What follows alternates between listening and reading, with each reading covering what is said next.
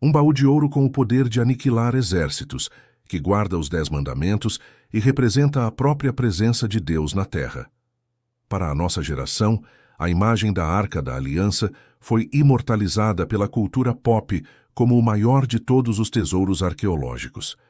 Mas por trás da lenda de Hollywood existe uma história real, um mistério que atravessa milênios e que assombra teólogos, historiadores e caçadores de tesouros até hoje. O que era de fato a Arca da Aliança segundo os textos antigos? Qual foi sua jornada e sua importância? E a pergunta mais importante de todas, que ninguém conseguiu responder em 2500 anos: para onde ela foi? Junte-se a nós em uma busca pelo artefato mais sagrado e misterioso da história. Nossa investigação começa há mais de 3000 anos, no deserto do Sinai. Segundo o livro do Êxodo, foi no topo do Monte Sagrado que Moisés recebeu as instruções diretas de Deus para construir um objeto de poder incomparável. As especificações eram precisas e cheias de simbolismo.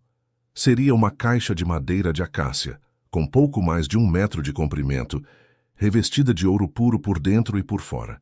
Em sua tampa, o propiciatório, deveriam ser esculpidos 2 querubins de ouro, com as asas estendidas um em direção ao outro, protegendo o espaço sagrado entre eles.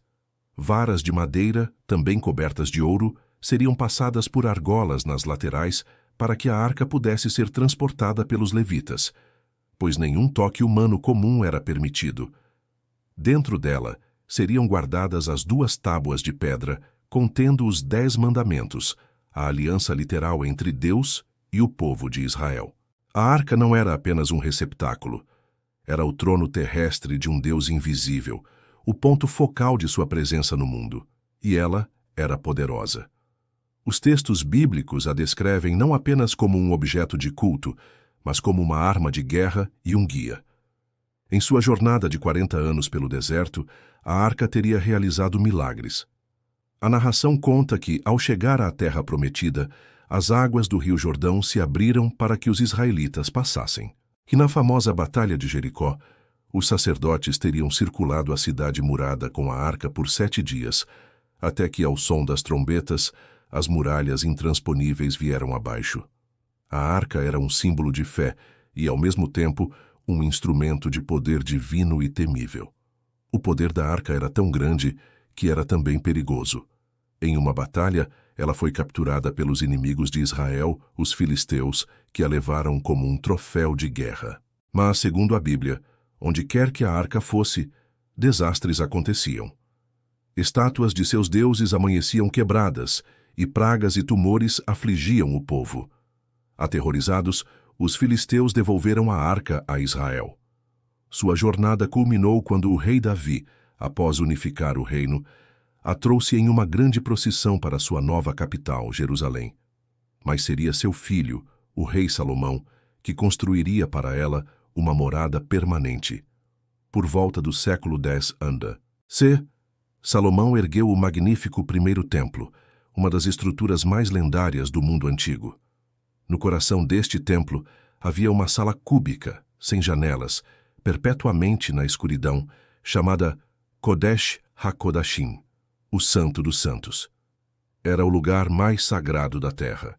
E lá, sob as asas de querubins gigantes esculpidos, a Arca da Aliança foi depositada. Apenas o sumo sacerdote de Israel tinha permissão para entrar nesta sala, e apenas uma vez por ano, durante o Yom Kippur, o Dia do Perdão, para comungar com Deus na presença da arca. Por quase 400 anos, ela permaneceu ali, o centro imóvel da fé judaica. Por 4 séculos, o Templo de Salomão e a Arca foram o coração de Jerusalém. Mas em 587 a.C., o fim chegou. Nabucodonosor II, o poderoso rei da Babilônia, após um longo cerco, conquistou Jerusalém. Sua vingança foi total. A cidade foi saqueada, suas muralhas derrubadas e o magnífico Templo de Salomão foi incendiado e destruído até suas fundações. O segundo livro dos Reis, na Bíblia, descreve meticulosamente o saque. O cronista lista em detalhes os tesouros que os babilônios levaram do templo, as colunas de bronze, os utensílios de ouro, os cálices de prata. A lista é longa e específica. Mas há uma omissão chocante e inexplicável. A Arca da Aliança, o objeto mais sagrado, mais importante e mais famoso do templo, não é mencionada. Ela não está na lista de tesouros levados para a Babilônia. Não está na lista de itens devolvidos quando os judeus retornaram do exílio, décadas depois. A partir da destruição do templo, o artefato mais importante da Bíblia simplesmente desaparece. O rastro histórico e textual se torna frio. O que aconteceu com a Arca da Aliança? Este desaparecimento deu origem a um dos maiores mistérios da história. As teorias são muitas, variando do mundano ao fantástico. A teoria mais simples é que a Arca foi simplesmente destruída junto com o templo. Para os conquistadores babilônios, ela era apenas uma caixa de madeira coberta de ouro. Eles podem tê-la quebrado, derretido o ouro e o levado como metal bruto, sem valor suficiente para ser listado como um item especial. É a explicação mais lógica, porém a menos satisfatória. Outra teoria popular, especialmente entre círculos religiosos, é que ela nunca deixou Jerusalém. Sacerdotes fiéis, antecipando a invasão, teriam escondido a arca em um complexo de túneis e câmaras secretas que, segundo a tradição, existem sob o monte do templo. Se for verdade, ela poderia estar lá até hoje. O problema é impossível escavar no local. O monte do templo é hoje um dos locais mais sagrados do islamismo, onde ficam a mesquita de Al-Aqsa e a cúpula da rocha, tornando qualquer expedição arqueológica politicamente explosiva e impensável. Mas a teoria mais intrigante e detalhada nos leva para o sul, para o continente africano. A Igreja Ortodoxa Etíope afirma, com total convicção, que eles possuem a Arca da Aliança. A história é contada em seu épico nacional, o Quebra Nagast. Segundo a lenda, a rainha de Sabá visitou o rei Salomão e teve um filho com ele, Menelik I. Quando Menelik cresceu e visitou seu pai em Jerusalém, ele teria levado a arca verdadeira consigo de volta para a Etiópia, deixando uma réplica no templo. Hoje, a igreja etíope afirma que a arca está guardada em uma pequena capela ao lado da igreja de Santa Maria de Sião, na cidade sagrada de Aksum.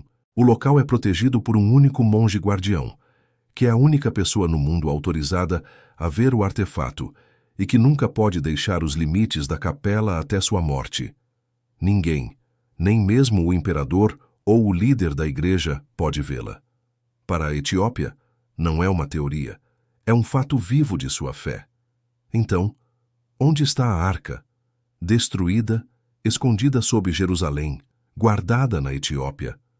A verdade frustrante é que, do ponto de vista da arqueologia, não há uma única prova da existência da arca.